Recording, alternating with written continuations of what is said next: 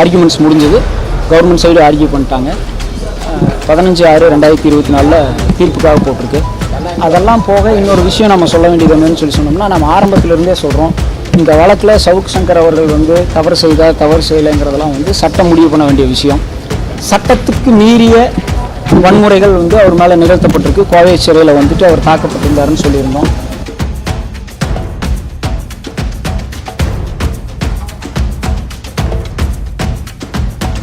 ரொம்ப நாள் கழித்து நம்ம மீடியா சந்திக்கிறோம். இன்றைக்கி சவுக் சங்கருடைய இந்த தேனி பழனிச்செட்டிப்பாளையம் காவல் நிலைய வழக்கு இன்றைக்கி பிணை மனு விசாரணைக்கு வந்தது. விசாரணை முடிஞ்சிருக்கு. விசாரணை முடிஞ்சு தீர்ப்புக்காக 15/6/2024 ஒத்திவைக்கப்பட்டிருக்கு. ஆர்கியூமெண்ட்ஸ் முடிஞ்சது. கவர்மெண்ட் சைடு ஆர்கியூ பண்ணிட்டாங்க. 15/6/2024 தீர்ப்புக்காக போட்டிருக்கு. அதெல்லாம் போக இன்னொரு விஷயம் நம்ம சொல்ல வேண்டியது என்னன்னு சொன்னோம்னா, நம்ம ஆரம்பத்திலிருந்தே சொல்கிறோம், இந்த வழக்கில் சவுக் சங்கர் அவர்கள் தவறு செய்யலைங்கிறதெல்லாம் சட்டம் முடிவு பண்ண வேண்டிய விஷயம். நம்ம அது முதல் பேட்டியிலேருந்து சொல்லிகிட்டு இருக்கோம். அவர் தவறு செய்திருந்தாருன்னா நீதிமன்றத்தினால் அவர் குற்றவாளின்னு தண்டிக்கப்பட்டு அவர் தண்டனை அனுபவிக்க போகிறார். இரண்டாவது பார்த்திங்கன்னா, இப்போ நம்ம என்ன சொல்ல வந்திருக்கோம் அப்படின்னா, முதல்ல இருந்தே சொல்கிறோம், சட்டத்துக்கு மீறிய வன்முறைகள் அவர் மேலே நிகழ்த்தப்பட்டிருக்கு. கோவை சிறையில் அவர் தாக்கப்பட்டிருந்தாருன்னு சொல்லியிருந்தோம்.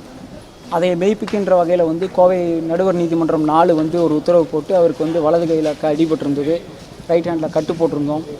இதெல்லாம் போக சிறைச்சாலையை மாற்றணும். சிறைச்சாலை ஏன் மாற்றணும்னு சொன்னோம்னா, அவரை பொறுத்த வரைக்கும் அந்த சிறையில் தனிப்பட்ட முறையில் அந்த ஜெயில் சூப்பர்டென்ட்டுக்கும் அவர் ரொம்ப கொடுமைகள் பண்ணுறாருன்னு சொல்லிட்டு ஆனரபிள் ஹைகோர்ட் ஆஃப் மெட்ராஸ் அடிப்படையில் சிறை மாற்றப்பட்டு இப்போ சென்ட்ரல் புழல் சிறையில் இருக்கார். உங்களுக்கு நான் இந்த பேட்டி மூலியமாக ஒன்று தெரிஞ்சுக்கிறேன். கடைசி 2 நாளாக அவர் உண்ணாவிரதம் இருக்கார். ஆக்சுவலி காரணம் என்னென்னா, மீண்டும் சிறை கொடுமைகள் தான். அதாவது சட்டத்துக்கு புறம்பாக சிறை கைதிகளுக்கு கிடைக்க வேண்டிய நியாயமான எந்த விஷயமுமே அவருக்கு சிறையில் வழங்கப்படுறதில்ல. அது என்னன்னு கேட்டிங்கன்னா, நம்ம முதல்ல கோயம்புத்தூர் சிறையில் சொன்ன மாதிரி அவரை ஒரு மனநலம் பாதிக்கப்பட்ட ஒரு மென்டல் பிளாக்கில் வச்சுருந்தாங்க, தனிமை சிறையில் வச்சுருந்தாங்கன்னு சொல்லி தான் சென்ட்ரல் புழல் சிறைக்கு மாற்றணும், சென்னைக்கு. திருப்பியும் அதே கொடுமைகள் அங்கே நடந்துகிட்ருக்கு. சொல்ல போனோம்னு சொன்னோம்னா, 24 மணி நேரம் ஒரு காவலரை போட்டு, சிறைங்கிறதே ஒரு காவல் தான், அந்த காவலுக்குள்ளேயும் இன்னொரு காவலரை 24 மணி நேரம் போட்டு அவரை தொடர்ந்து மன சித்திரவதைக்கு செஞ்சிட்ருக்காங்க இந்த சிறை நிர்வாகம். இதை நாங்கள் கண்டிப்பாக நீதிமன்றங்களுக்கு எடுத்து சென்று அந்த சிறை கொடுமைகளுக்கு எதிராக நாங்கள் மனு அளிக்க போகிறோம்.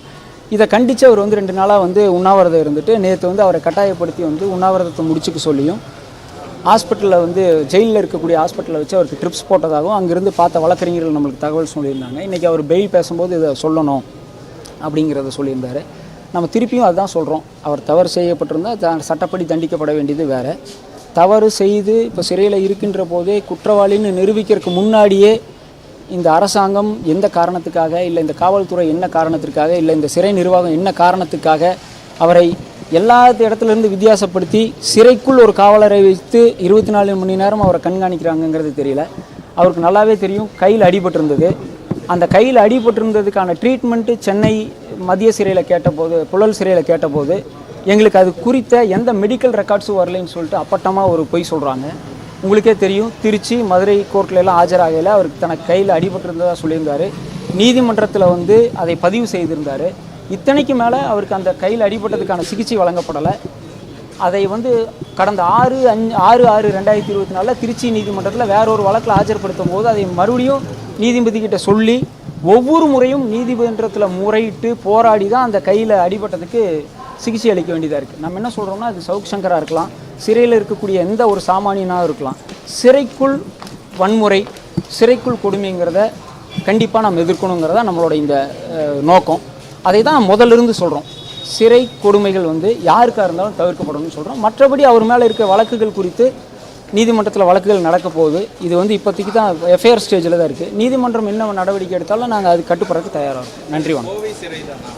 இல்லை, கோவை சிறையில் பிரச்சனை இருந்ததுன்னு தான் இப்போ சென்னை புழல் சிறைக்கு மாற்றணும்.